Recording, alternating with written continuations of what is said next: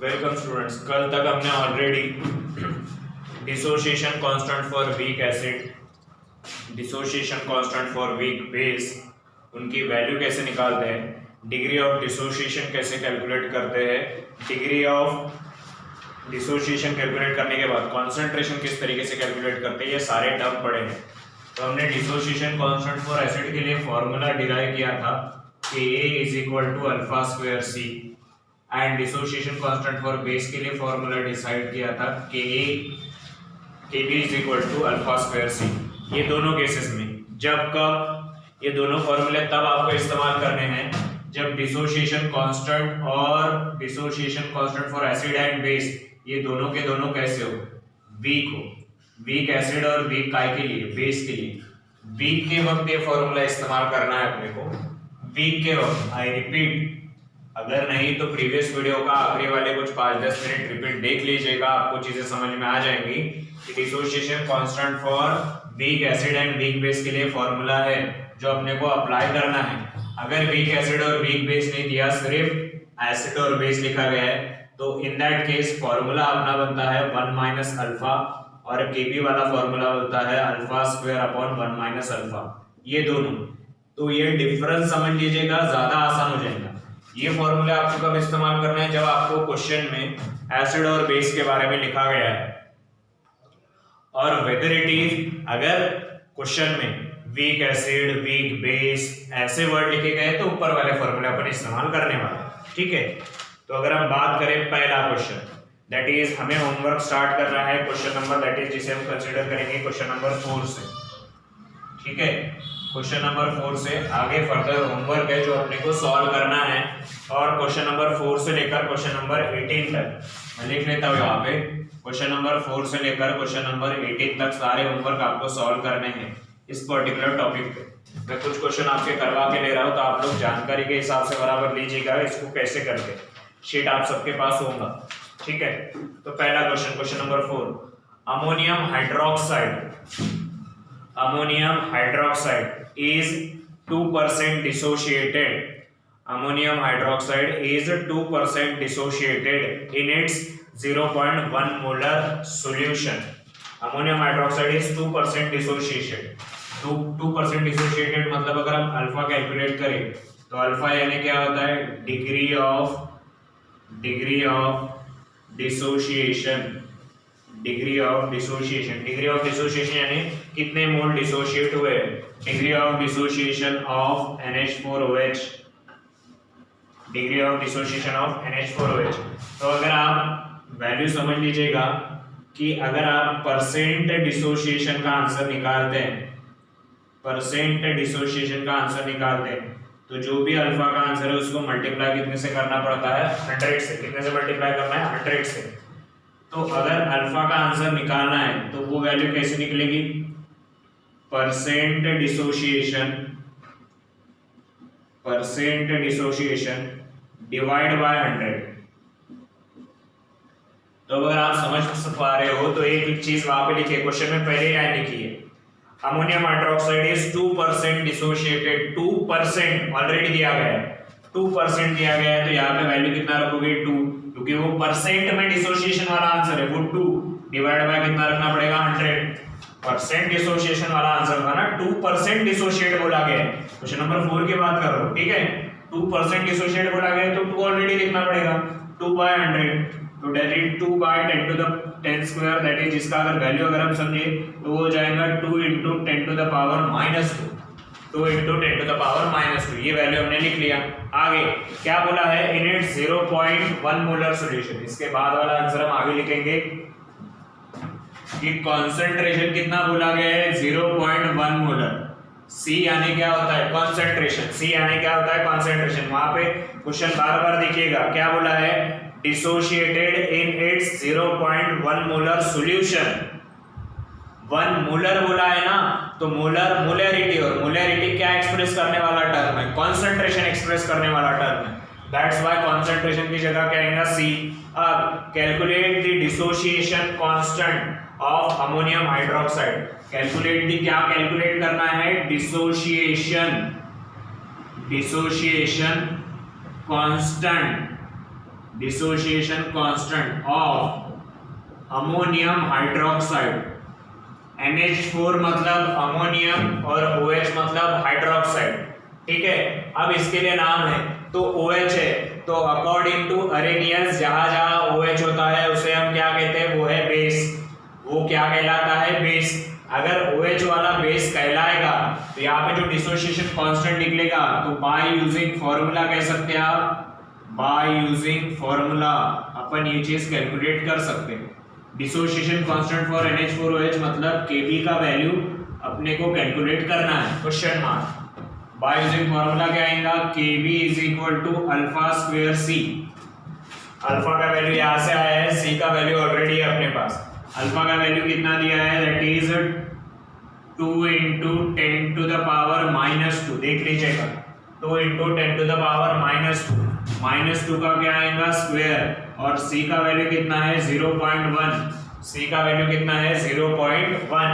अगर ये 0.1 है तो ये हो जाएगा 2 का square that is 4, 10 to the power -2 का square that is 10 to the power -4, इधर 1 into 10 to the power -1, 1 into 10 to the power -1। तो अगर आप यहाँ पे वैल्यू लोगे तो वो कितना आएगा 4 into 10 to the power -5, 4 into कितना आएगा 10 to the power -5। ये आपका फाइनल आंसर होगा, किसका आंसर होगा, Kb का, ठीक है।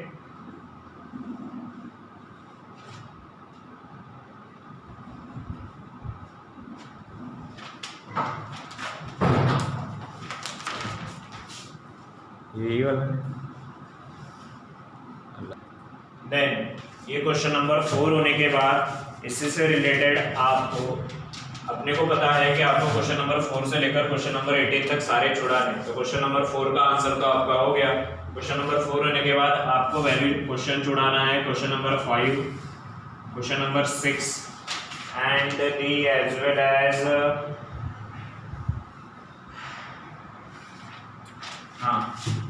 Question number 7, question number 8, question number 9, question number 10,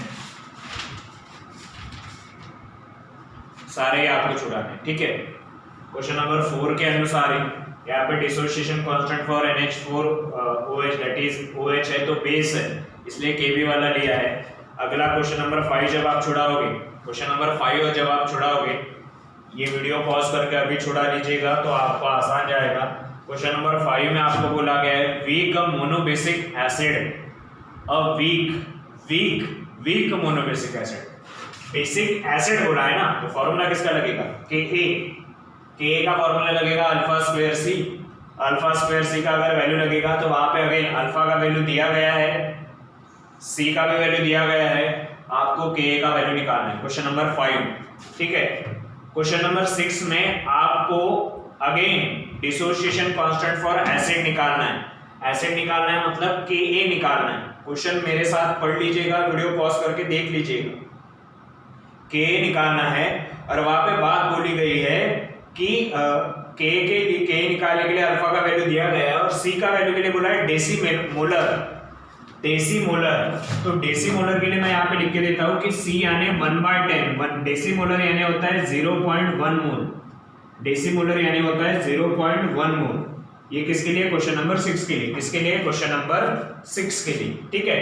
तो ये आपको क्वेश्चन नंबर 4 से लेकर क्वेश्चन नंबर 10 तक सारे सॉल्व करने हैं। क्वेश्चन नंबर 4 मैंने सॉल्व करके दिया है, 5 आपको सॉल्व करना है। अभी बोला मैंने कि आप वहां पे Ka का वैल्यू निकालना है, 6 के वक्त भी आपको Ka का वैल्यू निकालना है, अल्फा का वैल्यू दिया गया है, C का वैल्यू मैंने आप निकाल के बताया आपको।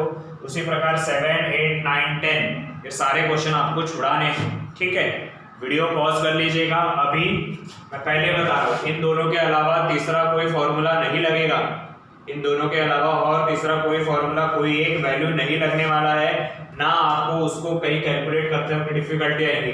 इजी है, 2 टर्म दी रहेंगी, तीसरी आपको निकालना पड़ेगा हर बार सारे क्वेश्चन में, अप टू क्वेश्चन नंबर कहाँ तक, 10 तक, ठीक है। क्वेश्चन नंबर 10 होने के बाद मैं एक क्वेश्चन ले रहा हूँ, दैट इज क्वेश्चन नंबर 11, ठीक है। थोड़ा सा अलग है, ऐसा ही समझ लीजिए, इसीलिए ले रहा हूँ। क्या बोलता है देखिए, the dissociation constant, I repeat, dissociation constant of monoprotic acid, I repeat, dissociation constant for what? Monoprotic acid. Dissociation constant for monoprotic acid is 1.75 into 10 to the power -5. Dissociation constant, I repeat, ये बात समझ लीजिएगा, ये आप सबके लिए homework है. Then dissociation constant of monoprotic acid. Acid बोला है तो Ka का वैल्यू दिया होगा. अब कुछ लोग अगर इस फैक्टर में पढ़ गए होंगे कि सर मोनोप्रोटिक यानी क्या होता है, तो आपको पता है अकॉर्डिंग टू ब्रॉन्स्टेड और लॉरी, जो लोग प्रोटॉन डोनर करते हैं, जो लोग प्रोटॉन डोनर है, उन्हें क्या कहा जाता है? एसिड. तो यहाँ पे मोनोप्रोटिक का मीनिंग है कि एक बार प्रोटॉन डोनेट होगा, एक बार प्रोटॉन डोनेट होगा, मतलब एक बार H+ डोनेट होगा, एक ही बार. जैसे HCl है ना, HCl है तो HCl में कितना H है? एक, तो वो एक H डोनेट कर सकता, तो वो मोनोप्रोटिक एसिड हो गया, वो मोनोप्रोटिक हो गया. H2SO4 है, H2SO4 है तो हाइड्रोजन कितने हैं? दो, वो दो डोनेट कर सकते हैं, तो वो डाइप्रोटिक हो गया. क्या हो गया? डाइप्रोटिक. कंफ्यूज ना होना मोनो और डाई में. मोनो मतलब एक बार देने वाले, डाई मतलब दो बार देने वाले. ठीक है. तो dissociation constant for monoprotic acid Ka का वैल्यू दिया गया है, that is 1.75 into 10 to the power -5, as well as क्या बोला है? Calculate the degree of dissociation. क्या कैलकुलेट करना है? Degree of dissociation. Degree of dissociation यानी क्या होता है? अल्फा. अल्फा का वैल्यू कैलकुलेट करना है. आगे इन 0.05 मोलर एक्वायर सॉल्यूशन, मतलब कॉन्सेंट्रेशन का वैल्यू कितना दिया है? 0.05 मोलर, ये वैल्यू दिया गया है. अब क्या का वैल्यू निकालना है? अल्फा का. तो अगर हम ले लें दैट इज क्या, सिंपल से लैंग्वेज में, बाय यूजिंग फॉर्मूला. कौन सा? अब एसिड बोला है तो फॉर्मूला आएगा Ka = अल्फा स्क्वायर C. तो अपने को अल्फा का ही वैल्यू निकालना है, तो अपन इधर सॉल्व करेंगे इसको, देख लीजिएगा क्या होता है. ठीक है.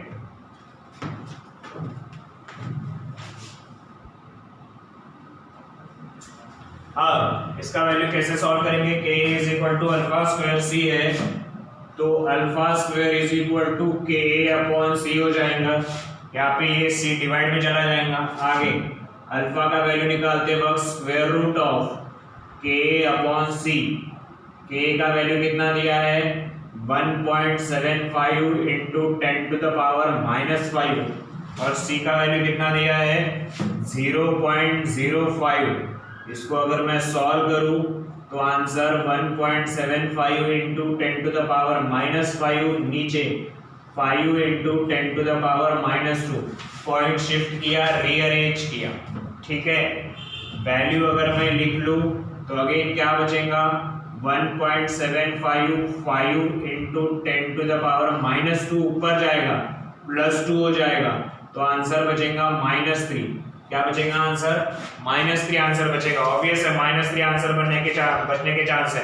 -3 अगर आंसर बचेगा तो यहाँ पे मैं इसको और रीअरेंज कर देता हूँ, थोड़ा सा आसान जाएगा. आप अलग अलग पैटर्न में इसको सॉल्व कर सकते हो, कोई बड़ी बात नहीं है. ठीक है. 175 into 10 to the power -5 upon 5, ये वैल्यू आएगा √35 into 10 to the power -5. 175 को 5 से डिवाइड कर लिया. जब डिवाइड कर लिया यहाँ पे वैल्यू और लिख सकता हूँ, that is 3.5 into 10 to the power -4. 3.5 भी लिखा, जानबूझ के लिखा ताकि आंसर सॉल्व करने में आसानी, क्योंकि अपने को पता है -4 का जब हम स्क्वायर रूट लेंगे, -4 का स्क्वायर रूट वो कितना आएगा? -2. -4 का स्क्वायर रूट कितना आएगा? -2 आएगा. -4 का स्क्वायर रूट.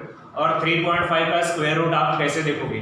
तो इसको सॉल्व करते वक्त लॉग टेबल अगर आपके आसपास है, इसको सॉल्व करते वक्त लॉग टेबल अगर आपके आसपास है तो इस्तेमाल कर दीजिएगा. कैसे देखेंगे लॉग टेबल में? स्क्वायर रूट वाला चार्ट निकालेंगे, वहां पे 3.5 का 0 में वैल्यू देखेंगे. 3.5 का किस में वैल्यू देखेंगे? 0 में.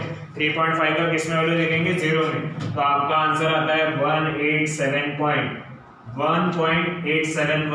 तो आपका अल्फा का वैल्यू बना 1.871 इंटू 10 टू द पावर -2, ये आपका वैल्यू बन गया। तो आप लिख सकते कि डिग्री ऑफ डिसोसिएशन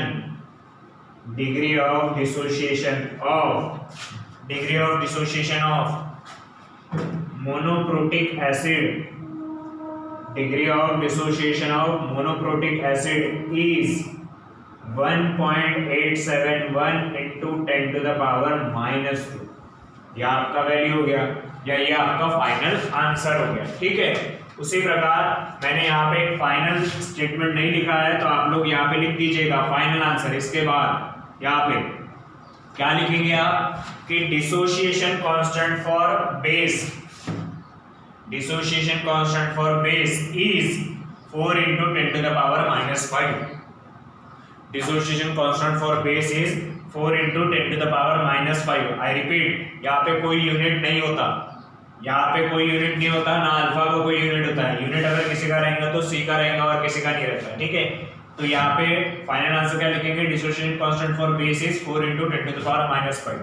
तो ये आपको क्वेश्चन नंबर 4 सॉल्व करके दिया, उसके बेसिस पे क्वेश्चन नंबर 10 तक आपको करना है, फिर 11 वाला एक और मैंने सॉल्व करके दे दिया। ठीक है, इसके स्क्रीनशॉट ले लीजिए, आगे के न्यूमेरिकल का हम डिस्कशन करते हैं क्या होता है। ठीक है,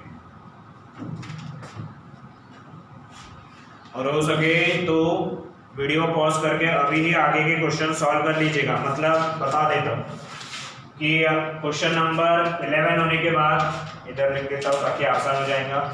क्वेश्चन नंबर 11 होने के बाद तुरंत बाद सॉल्व कर लीजिएगा question number 12, question number 13, question number 14। ये 4 क्वेश्चन आप अभी सॉल्व, ये 3 क्वेश्चन आप अभी सॉल्व कर लीजिएगा वीडियो पॉज करके, तो आपको आसानी जाएगी सॉल्व करने में। ठीक है,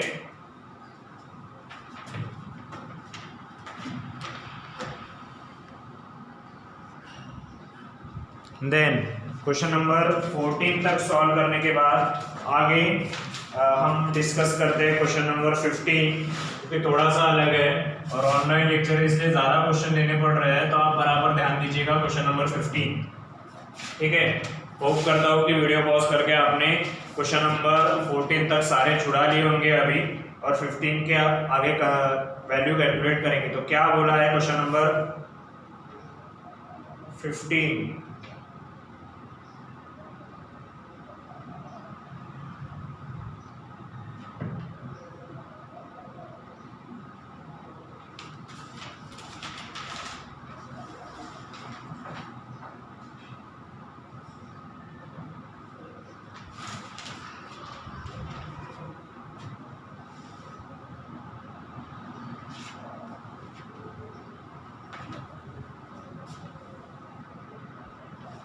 ठीक है, थोड़ा सा रीअरेंजमेंट है यहाँ, क्वेश्चन शायद क्वेश्चन के नंबर आगे पीछे शिफ्ट कर दिए, तो क्वेश्चन नंबर 16 सॉल्व करना है पहले, 16।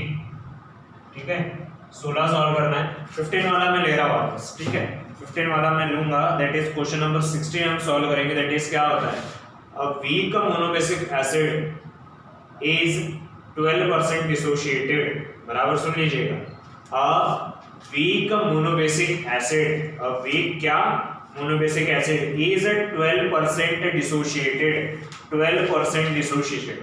तो हम आंसर कैसे लिखेंगे, पहला दैट इज क्या है, अ वीक मोनोबेसिक एसिड है, क्या लिया गया है, a weak monobasic acid. Monobasic का मीनिंग समझ रहा होगा, जो एक बार OH आयन बनाएंगे, मोनोबेसिक एसिड। तो इस वीक मोनोबेसिक एसिड के परसेंट डिसोसिएशन दिया गया है, परसेंट डिसोसिएशन दिया गया है 12। कितना दिया गया है, 12। तो अगर 12% डिसोशिएट दिया गया है तो आप पहले वैल्यू कैलकुलेट कर लो अल्फा का, क्योंकि परसेंट डिसोसिएशन का आप आंसर कैसे निकालते हो, अल्फा मल्टीप्लाइड बाय 100। ठीक है, तो अल्फा का आंसर कैसे निकालते हो, परसेंट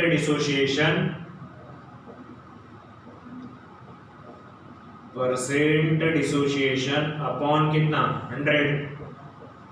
ये वैल्यू कितना दिया है, 12 डिवाइड बाय 100, तो वैल्यू होगा 12 इंटू 10 टू द पावर -2।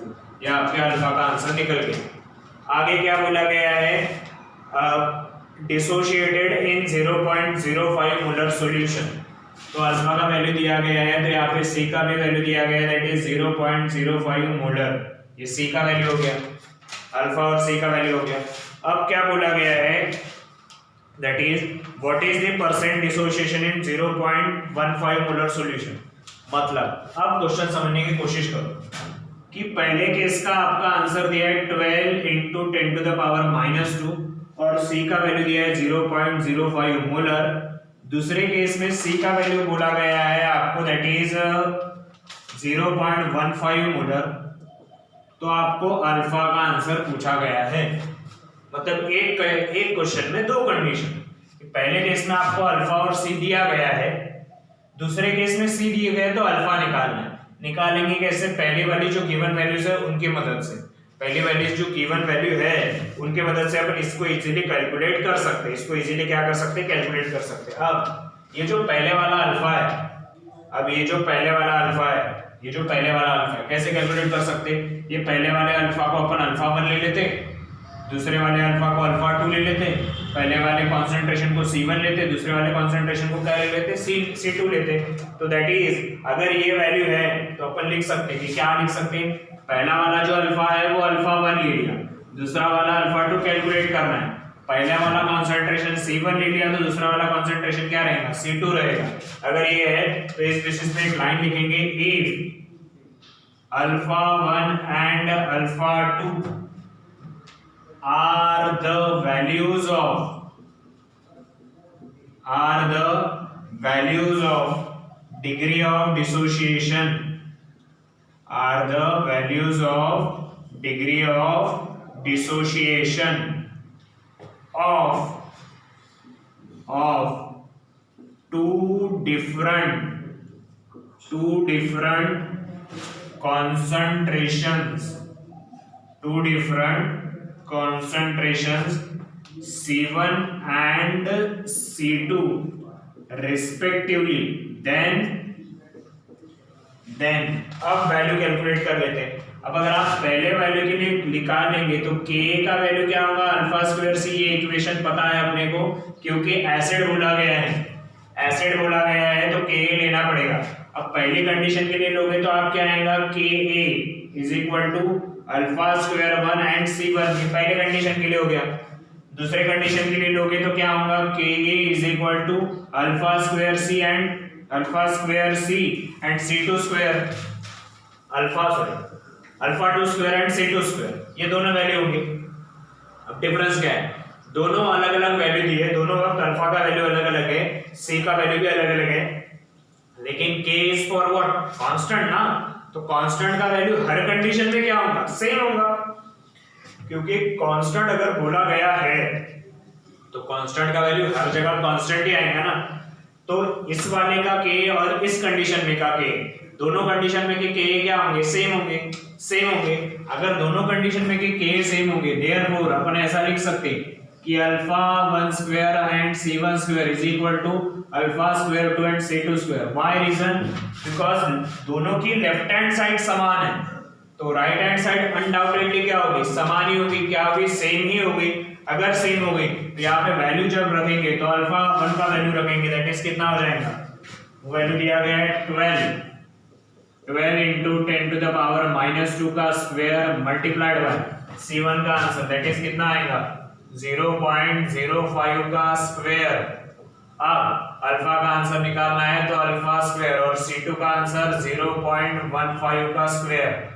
ठीक है, इसको सॉल्व करेंगे आसानी से, कैसा होता है, that is 144 into 10 to the power -5, इधर 5 इंटू 10 टू द पावर -2 का स्क्वायर, यहाँ पे आएगा अल्फा स्क्वायर, इधर अगेन कितना आएगा 15 इंटू 10 टू द पावर -2 इसका होल स्क्वायर।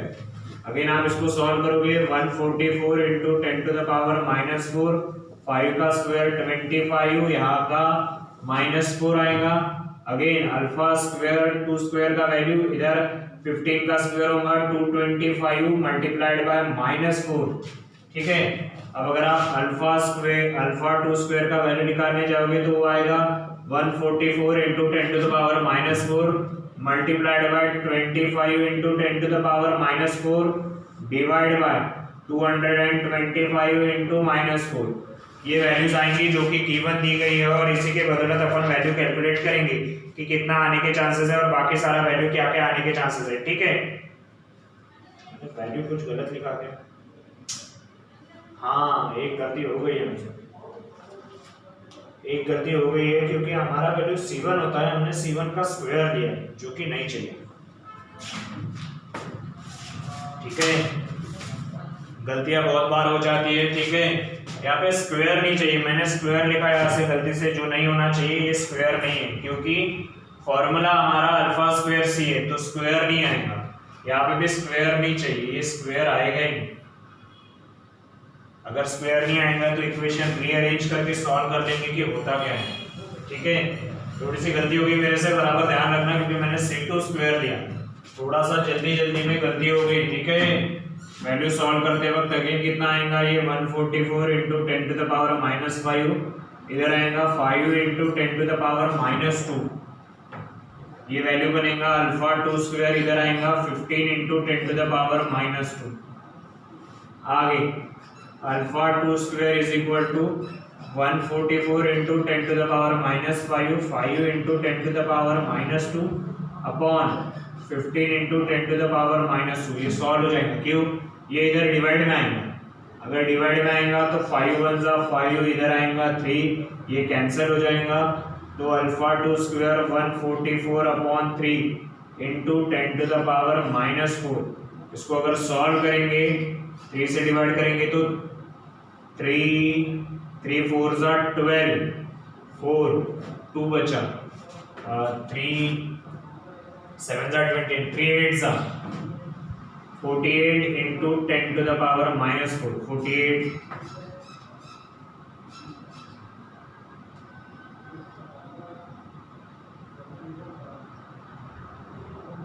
हाँ 48 इंटू 10 टू द पावर -4। अब जब आप इसको सॉल्व करेंगे तो अल्फा का वैल्यू क्या आएगा, √48 इंटू 10 टू द पावर -4। अब आपको यहाँ पे वैल्यू इसका सॉल्व करना पड़ेगा।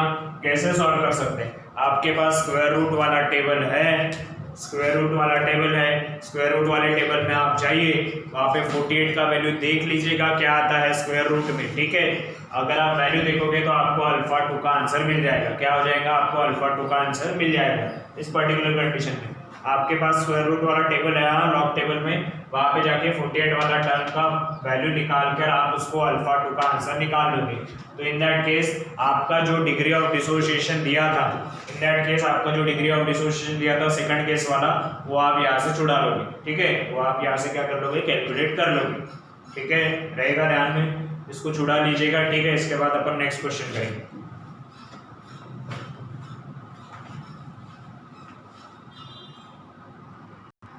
देन क्वेश्चन नंबर 16 वाला सॉल्व किया था।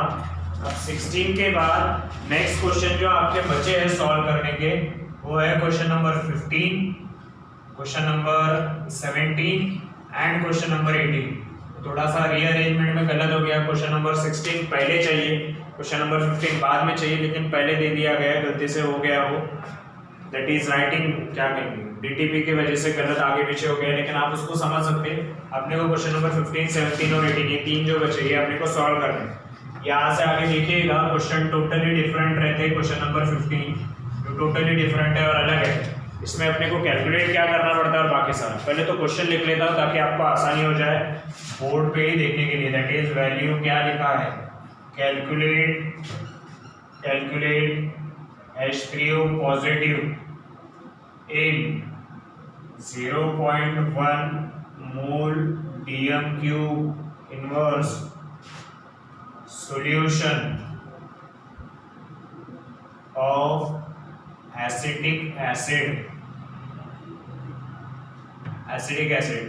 जिसमें गिवन वैल्यू आपको दिया गया है Ka for acetic acid is 1.8 into 10 to the power -5। अब ये क्वेश्चन है हमारा, इसको सॉल्व कैसे करना है और किस पैटर्न में करके जाना है ध्यान दीजिएगा बराबर। अगर हमको इसको सॉल्व करना है तो सॉल्व करते वक्त अपन क्या करेंगे, दैट इज वैल्यू कैसे निकालना है। पहले तो क्या निकालना है, एक टोटल डिफरेंट और टोटल अलग क्वेश्चन है। प्रोसीजर वही है, सिर्फ ध्यान पूरा दीजिएगा कि करना क्या पड़ता है, ठीक है। क्या बोला है, कैलकुलेट दी H3O पॉजिटिव और स्क्वायर ब्रैकेट में लिखा है, मतलब H3O पॉजिटिव आयन का कॉन्सेंट्रेशन बताना है अपने को। H3O पॉजिटिव आयन का कॉन्सेंट्रेशन बताना है, कॉन्सेंट्रेशन C, कॉन्सेंट्रेशन माने क्या, C का वैल्यू बताना है कितना आता है इन 0.1 मोलर और सॉल्यूशन ऑफ एसिटिक एसिड। तो ये 0.1 मोलर ऑलरेडी दिया गया है, उसमें का भी आपको H2O पॉजिटिव का आंसर बताना है। तो आंसर बता दे, ध्यान बराबर रखिएगा कि क्या करना पड़ता है। पहले आपको क्या दिया गया है, Ka को हम लिख सकते हैं, दैट इज क्या, dissociation constant of acetic acid का फॉर्मूला दिया गया है, पार्ट 2 में आपने ऑलरेडी पढ़ा है। Dissociation constant for acetic acid, जहां पे Ka का वैल्यू कितना दिया है, 1.8 इंटू 10 टू द पावर -5।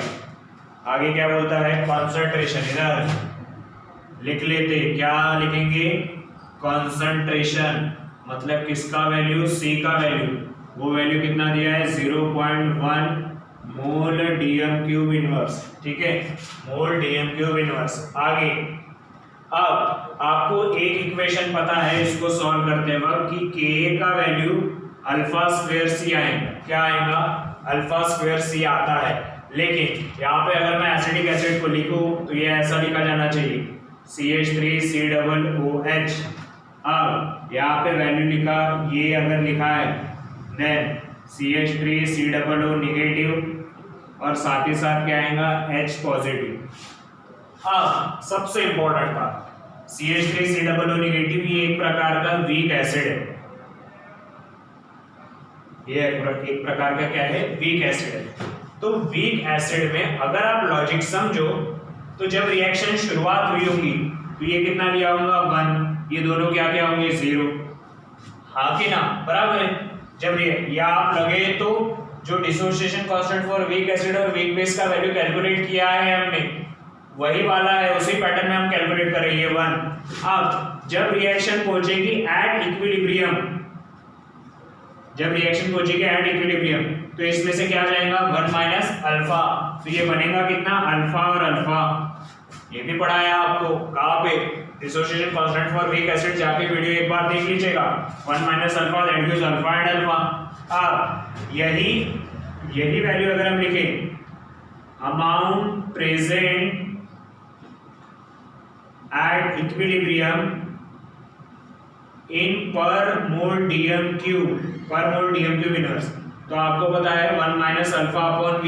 अगर इसको V DM³ ऑफ सॉल्यूशन में ले रहे तो ये भी कितना बनता है V, और ये भी कितना बनता है अल्फा बाय V। ये डिसोसिएशन कांस्टेंट के वक्त मैंने समझाई है, ये बात डिसोसिएशन कांस्टेंट के वक्त मैंने ये बात समझाई है, लगे तो वापस जाके बार बार देखिएगा, आपको समझ में आएगा वो क्या होता है, कि ये कहाँ से आया। मैं चिल्ला रहा हूँ, पहले बता रहा हूँ, वहां पे जाके देख लीजिएगा, 1 माइनस अल्फा बाय V, इधर भी अल्फा बाय V और अल्फा बाय V। अगर ये है तो आप अगर एक बात समझोगे, यहाँ पे इसको वैल्यू अगर कंसिडरेशन करोगे, इसी को अगर आप इस इक्वेशन को ऐसा ना लिखते हुए अगर आप ऐसा लिख रहे हो, CH3COOH plus H2O plus H2O, तो ये आपको क्या मिलेगा, CH3COO negative plus H3O positive. Concentration term है, बाकी कुछ नहीं। तो ये 1 माइनस अल्फा है, तो अगर मैं H प्लस और ये H3O पॉजिटिव दोनों एक ही होते हैं, दोनों क्या होते हैं, एक ही होते हैं, अलग अलग नहीं होता, दोनों वैल्यूज, दोनों कॉन्सेंट्रेशन टर्म एक ही होते हैं। H प्लस लिखो या H3O पॉजिटिव लिखो, आपको पता होगा पार्ट 2 में एसिड हाइड्रोलिसिस जब हम करते हैं तो हम H प्लस लिखते हैं, नहीं तो H3O पॉजिटिव लिखते हैं, हाइड्रोनियम आयन, दोनों एक ही होता है। पार्ट 2 जिन्होंने पढ़ा है उनको आसानी से समझ में आएगा ये बात, H प्लस और H3O पॉजिटिव। तो ये यहाँ पे वैल्यू क्या होती है, अल्फा बाय V, क्या होती है, अल्फा बाय क्या होता है, V होता है। तो अल्फा बाय V का अगर वैल्यू कैलकुलेट करना है, अल्फा बाय V का अगर वैल्यू कैलकुलेट करना है तो आप पहले एक बात समझ लीजिएगा, आपको H प्लस का कॉन्सेंट्रेशन पता करना है ना, कौन से कंडीशन में, इक्विलिब्रियम में, तो वो कॉन्सेंट्रेशन कैसे पता चलेगा आपको? अल्फा बाय वी करना पड़ेगा। तो अल्फा बाय वी करना है तो पहले अल्फा भी तो पता होना चाहिए, पहले अल्फा का वैल्यू पता होना चाहिए ना। तो अपने पास एक इक्वेशन है कि Ka is equal to alpha square C होगा, ठीक है। तो अल्फा स्क्वायर का आंसर क्या होगा? Ka बाय सी। तो अंडर रूट ऑफ क्या हो जाएगा? Ka अपॉन सी। Ka अपॉन सी अगर हो जाएगा तो Ka का वैल्यू कितना दिया गया है? दैट इज वैल्यू दिया गया है 1.8 into 10 to the power -5। Concentration आपको दिया गया है 0.1, यानी ये वैल्यू अगर मैं लिखूं तो ये होगा 1.8 into 10 to the power -5 upon 1 into 10 to the power -1। अगर वैल्यू लिखने की कोशिश करूं 1.8 इंटू 10 टू द पावर -4 हो जाएगा, ठीक है, सीधा सीधा वैल्यू। तो यहाँ से आपको वैल्यू किसका मिलेगा? अल्फा का वैल्यू आता है आपका 1.342 इंटू 10 टू द पावर -2। ये किसका आंसर आएगा? अल्फा का आंसर आएगा। लेकिन आपको कॉन्सेंट्रेशन निकालना है, स्क्वायर ब्रैकेट भी दिया है, मतलब कॉन्सेंट्रेशन निकालना है किसका? H3O पॉजिटिव का। वो कॉन्सेंट्रेशन कैसा होगा? अल्फा बाय वी होगा। कैसे होगा? अल्फा बाय वी होगा। तो H3O पॉजिटिव का कॉन्सेंट्रेशन निकालते वक्त वो कॉन्सेंट्रेशन क्या होता है? Alpha by V. लेकिन आपको एक बात पता होनी चाहिए कि अल्फा इंटू सी हो जाएगा। क्यों? 1 बाय वी का आंसर सी के समान होता है। मोलरिटी वाले फॉर्मूले में से लगे तो जाके ढूंढ लीजिएगा। कहाँ पे देखेंगे आप? यही टॉपिक जब मैंने dissociation constant for weak acid और वीक बेस के लिए पढ़ाया है, वहां पे मैंने बताया है कि 1 बाय वी का आंसर सी के समान कैसे होगा। तो अल्फा का वैल्यू कितना होगा? 1.342 इंटू 10 टू द पावर -2। सी का वैल्यू आपका कितना है? That is 0.1। तो आप लिख सकते हैं वो वैल्यू आएगा आपका 0.1, दैट इज इसको हम लिख लेते हैं, that is 1 into 10 to the power -1। दोनों का वैल्यू का मल्टीप्लिकेशन करोगे तो क्या वैल्यू आएगा? 1.342 इंटू 10 टू द पावर -3 मोल पर डीएम क्यूब। दोनों, क्योंकि आगे इसका दैट इज वैल्यू क्या आएगा? मोल पर डीएम क्यूब। ये आपका किसका वैल्यू हो गया? कॉन्सेंट्रेशन का। कौन सा कॉन्सेंट्रेशन? H3O positive. ये न्यूमेरिकल थोड़ा सा अलग है, थोड़ा सा डिफिकल्ट है। आप इसको बार बार रिपीट करके रिवाइज करके देख लीजिएगा। मैं पहले बता दूं, H+ और H3O पॉजिटिव यानी दोनों कॉन्सेंट्रेशन यानी समान ही होते हैं, कोई अलग अलग नहीं होता है, ठीक है, दोनों ही इक्वल है। तो ये होने के बाद आपको क्वेश्चन नंबर 17 भी छुड़ाना है। क्वेश्चन नंबर 17 छुड़ाना है, उसमें अल्फा जो है वो परसेंटेज में दिया है। क्वेश्चन नंबर 17 की बात कर रहा हूँ, ठीक है। उसमें अल्फा जो है वो परसेंटेज में दिया गया है, तो आप परसेंटेज के बजाय उसको नॉर्मल फॉर्म में लाइए। कैसे? जो भी परसेंटेज का आंसर दिया होगा उसको 100 से डिवाइड कीजिए, अल्फा का आंसर मिलेगा। और जो भी अल्फा का आंसर मिलेगा उसको किससे मल्टीप्लाई कीजिए? सी से। तो आपको किसका कॉन्सेंट्रेशन मिलेगा? H+ का। वहां भी H+ का ही कॉन्सेंट्रेशन निकालना है क्वेश्चन नंबर 17 में। और क्वेश्चन नंबर 18 को जब आप सॉल्व करोगे तो वहां पे वैल्यू दिया गया है आपको केवी का वैल्यू दिया गया है 4 इंटू 10 टू द पावर -10, ठीक है। केवी का वैल्यू इतना दिया गया है। और आपका कॉन्सेंट्रेशन का वैल्यू कैसे दिया गया है? 0.01/8 मोल पर डीएम क्यूब। ये इस प्रकार कॉन्सेंट्रेशन का टर्म दिया गया है। कौन सा? Question number that is basically क्या कहेंगे? 18 वाला। और केबी और सी का वैल्यू दिया गया है, तो आपको अल्फा का वैल्यू निकालना पड़ेगा। तो यहाँ पे बेसिकली आपके numerical on dissociation constant for weak acid, weak base and the concentration for H+ and OH negative ion पूरे एंड होते हैं। वीडियो बार बार रिवाइज देखिएगा, होमवर्क करके देखिएगा सारी चीजें। कुछ डाउट एंड डिफिकल्टी लगेंगी तो आप पूछ सकते हैं, ठीक है।